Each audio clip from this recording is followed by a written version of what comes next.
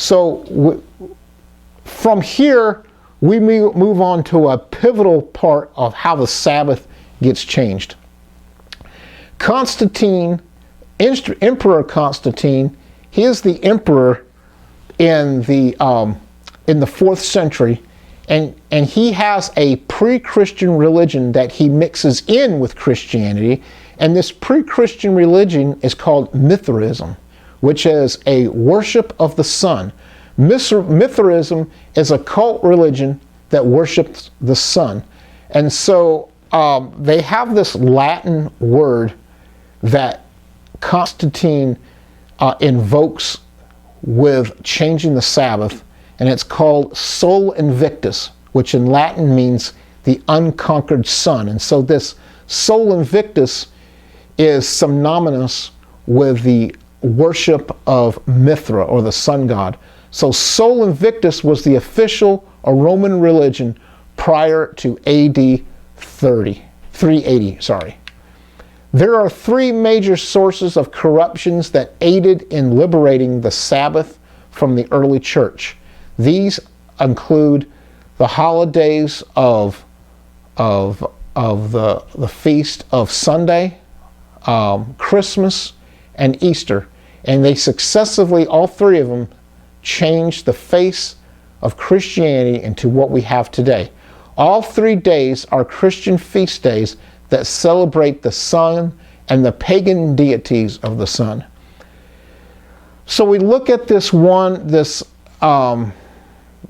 pagan sun holiday of Christmas, and so we're quoting from Christianity.com in their article, The Church History Timeline of the First Recorded Celebration of Christmas. So we're talking about the first recorded event of Christmas. And they quote in this article, in an old list of Roman bishops compiled in AD 354, these words appear for AD 336. The 25th of December is called Natus Christus Bethlehem Judea, meaning December 25th, Christ is born in Bethlehem, Judea. This day, December 25th, 336, is the first recorded celebration of Christmas. And if you look at my other teaching that talks about when Jesus was born, we talk about when he was actually born, and it doesn't even come anywhere near as being December 25th. So December 25th was originally worshipped as the birthday of the gods, Mithra, Saturnalia, and Sol Victus.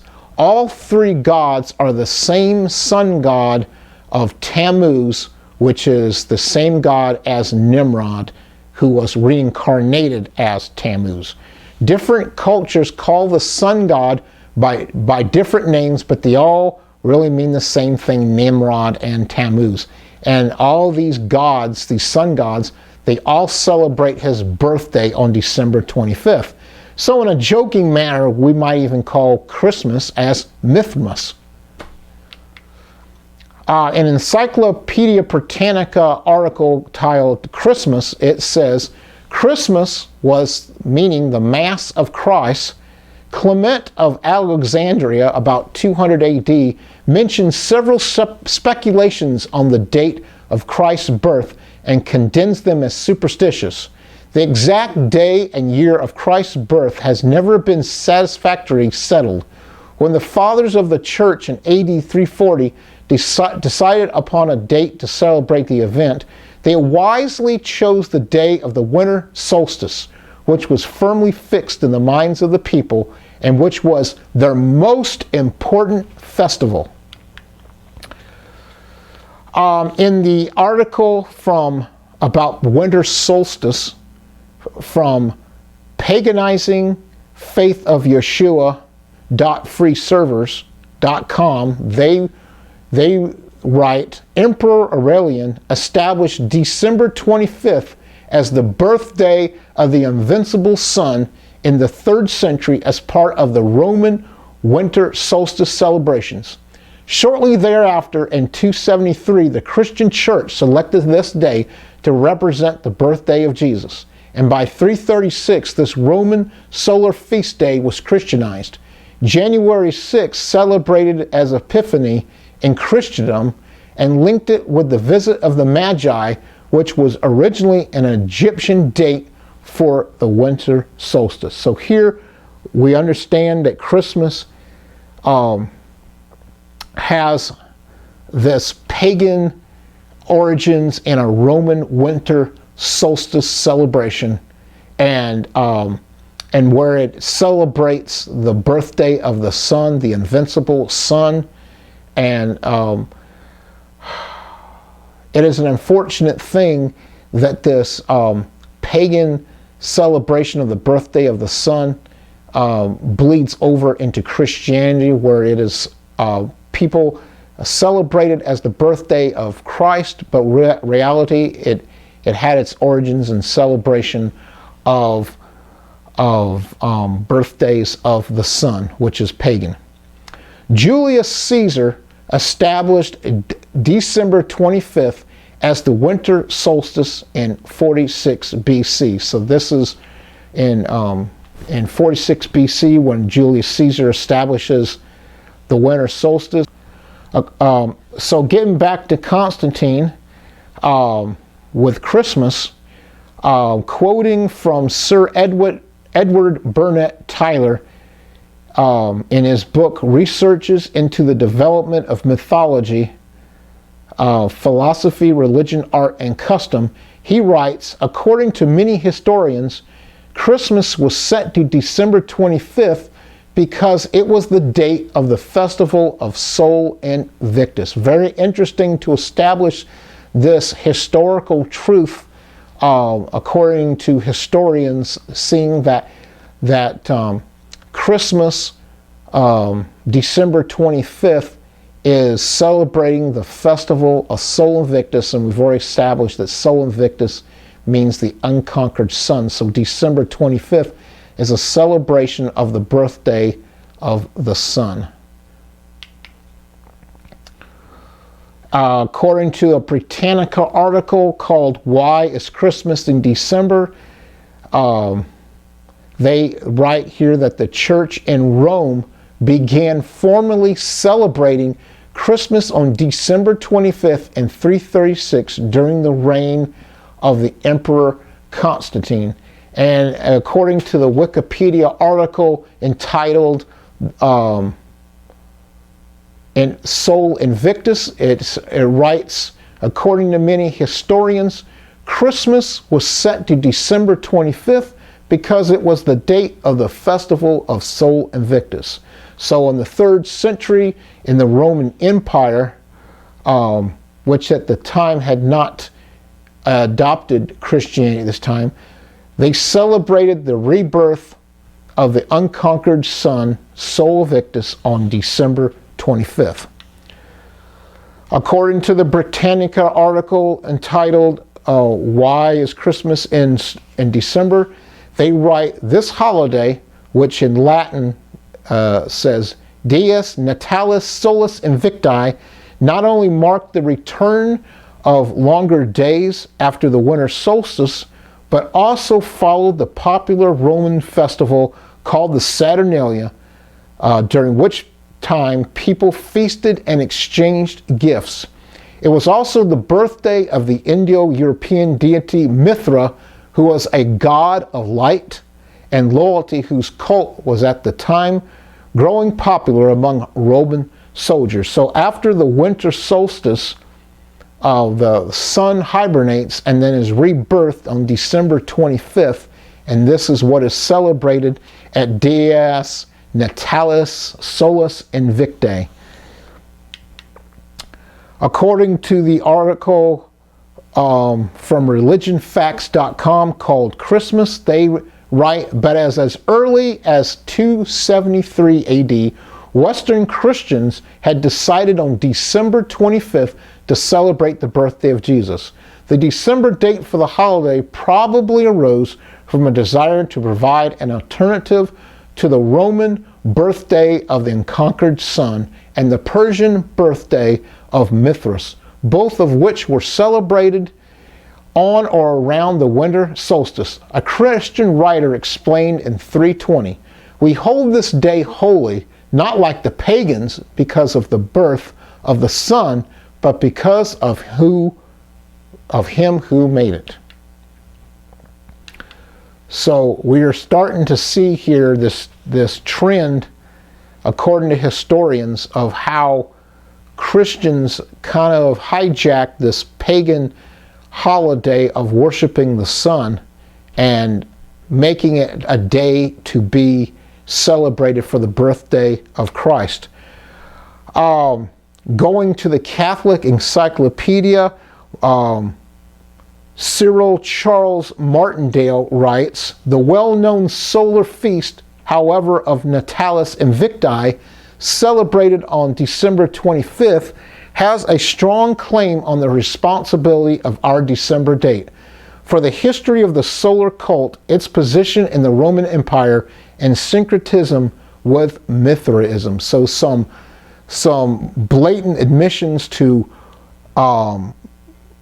early church fathers, early church participants hijacking Natalis Invicti, a pagan celebration of Sol Invictus, to be a hijacked holiday of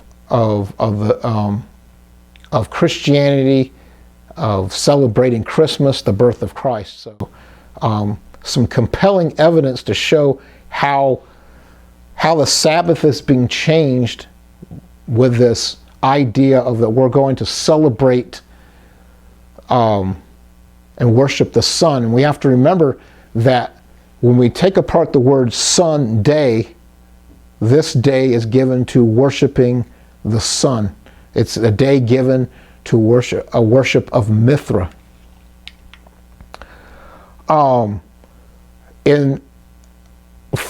This author, Frank Cumont, in his book Astrology and Religion Among the Greeks and Romans, he writes, Emperor Aurelian begins a new sun cult in 274 AD.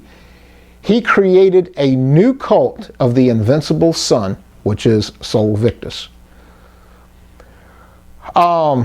In Philip Schaff's book, The History of the Christian Church, using the Justinianus Codex, he writes, "The first Sunday law was enacted by Emperor Constantine in March 321 AD." And he quotes the very popular Constantinian edict that says, "On the venerable day of the sun, let the magistrates and people residing in cities rest, and let all workshops be closed. In the country, however, persons engaged in agriculture may freely and lawfully continue their pursuits, because it often happens that another day is not so suitable for grain sowing or for vine planting, lest by neglecting the proper moment for such operations, the bounty of heaven should be lost." So Constantine in 320 AD, he is changing, here has the first attempt of changing the Sabbath day to Sunday, telling that instead of the Sabbath day, that the venerable day of the sun should be given honor instead of the Sabbath day. Arthur Wiggle, in his book The Paganism in Our Christianity, writes, "The church made a sacred day of Sunday largely because it was the weekly festival of the sun, for it was a definite Christian policy to take over the pagan festivals endeared to the people by tradition and to give them a Christian significance." In his book, A History of the Christian Councils, H.N. Oxenham writes, "The church decrees Sunday with the sacredness through the Council of Laodicea." So in Canon number 29 at the Council of Laodicea, they establish this church law. "Christians shall not Judaize and be idle on Saturday, but shall work on that day. But the Lord's day they shall especially honor, and as being Christians shall, if possible, do no work on that day. If, however, they are found Judaizing, they shall be shut out from Christ. So what this canon law at the Council of Laodicea decreed is they took away the Sabbath day and they established Sunday law. And they didn't want to socialize with Judaizing people with the Sabbath day. Through this article called Festivals, the Shabbat, it states, while the Pope encouraged Christians to keep Sunday, he recognizes that Jesus and his disciples kept the Sabbath and that many of his followers observed both the Sabbath and Sunday even unto the 4th century. The Sunday memorial of the resurrection, which began as a spontaneous practice, later became a Judaically sanctioned norm. And as the custom grew more widespread, Sunday slowly replaced the Sabbath as the holy day for Christians. So we see that the Pope is encouraging the replacement of the Sabbath day with Sunday and making Sunday a requirement in church law.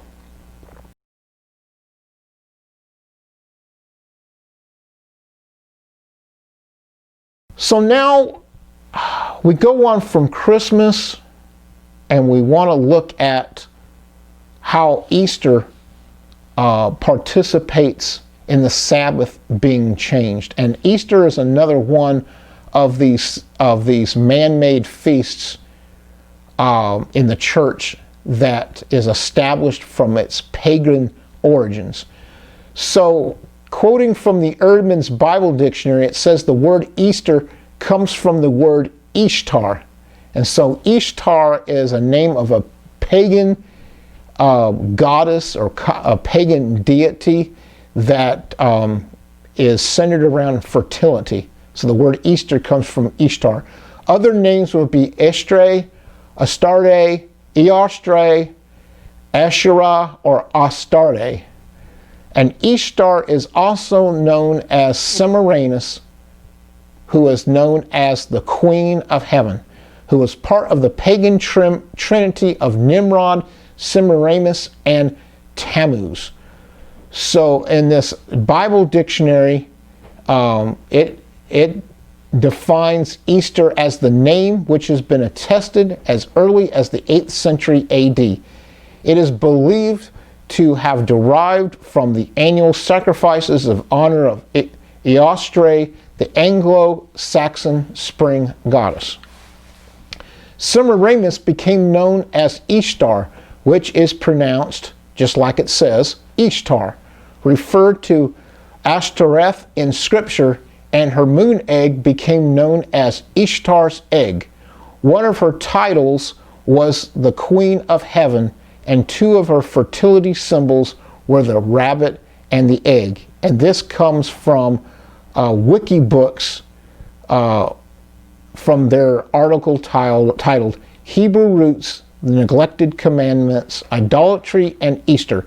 Continuing on with this article, it says the original pagan festival of Easter was a sex orgy that celebrated the return of life via the fertility of Ishtar's conception of Tammuz. Worshippers of the Babylonian religion celebrated the conception of Tammuz on the first Sunday after the full moon that followed the spring equinox. And it's interesting enough that this requirement, or how they came up with Easter, is adopted by the Catholic Church. This is how they come up with the dates for when Easter will be celebrated. And so revisiting that requirements, the Catholic Church set up that Easter will be celebrated on the first Sunday after the full moon that followed the spring equinox. Catholic Straight Answers,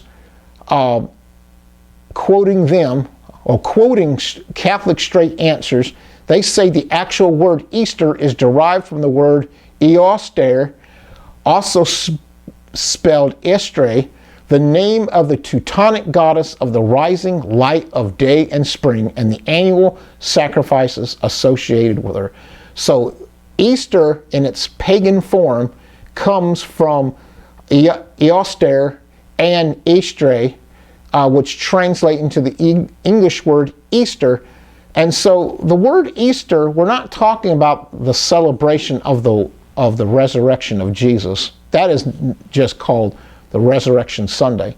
But it's coming from the pagan idea of fertility, of reincarnation, about eggs and rabbits, about the worship of Ishtar and all of its pagan elements. That's what we're talking about that is contributing to the worship of the sun.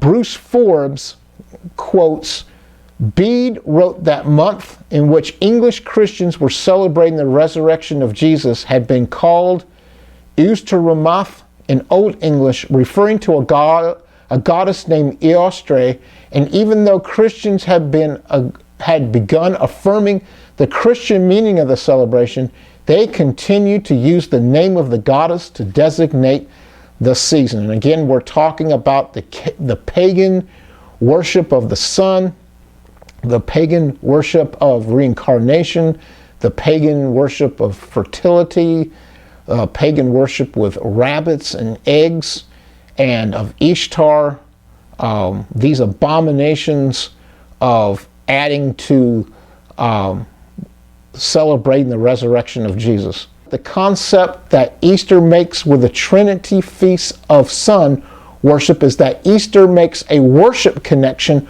with the sun.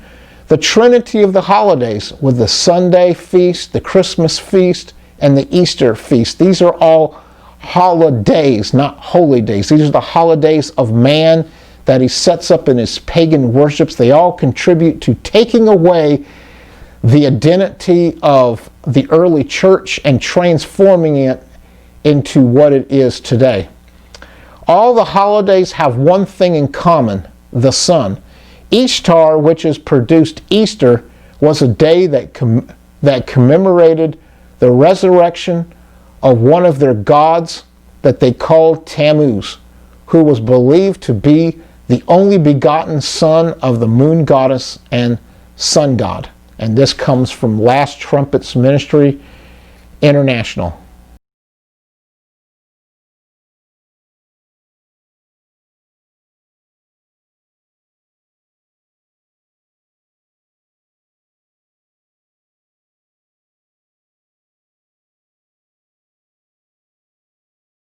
So this pagan religion that Constantine had was centered around worship of the unconquered sun, or Sol Invictus.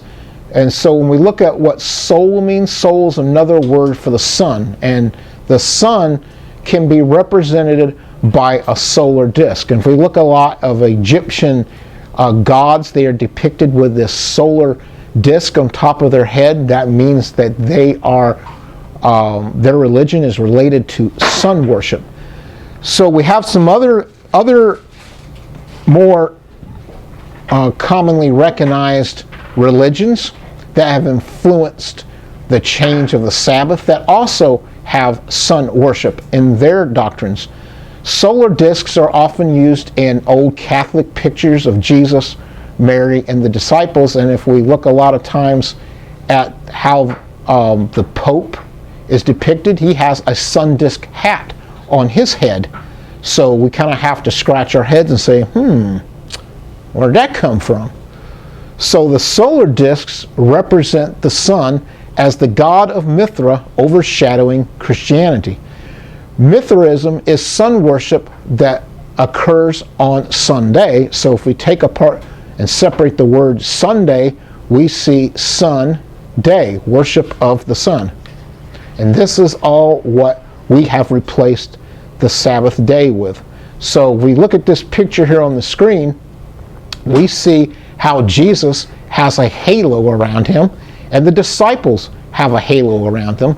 And they are here at the picture, a commonly known picture of the Last Supper, and we see these halo or sun discs They're also called nimbuses that are around them. These are nothing short of sun discs. So when we see pictures of Jesus and the disciples depicted like this, it is depicted with influences of sun worship. And here we have some more pictures of Jesus with the nimbus around him, and he has a solar disk around him, depicting an influence of sun worship. A halo, well, let's back up here. In his book, The Online Etymology Dictionary, written by Douglas Harper, he writes that a halo is also known as a nimbus. And it is a crown of light rays, circle or discs of light that surround a person in art. It has been used in the iconography of many religions to indicate holy or sacred figures, and has at various periods also been used in images of rulers or heroes. So just because we see, some may say, well, that's just depicting the Holy Spirit around these characters. Well, if that's true, then how come we can see this nimbus around other characters depicting them as rulers or heroes? This idea that the light, the nimbus, the halo is around them because the Holy Spirit's around them, that is a way to lull us into a disbelief that this is nothing short of influencing our ideas of Jesus with Mithra worship. In the Wikipedia article called Sunday, it states that Mithraism was the accepted religion among Constantine that got swept into the Reformed Church that Constantine and Catholics created. In Roman culture, Sunday was the day of the sun god. In paganism, the sun was the source of life, giving warmth and illumination to mankind. It was the center of a popular cult among Romans who would stand at dawn to catch the first rays of sunshine as they prayed.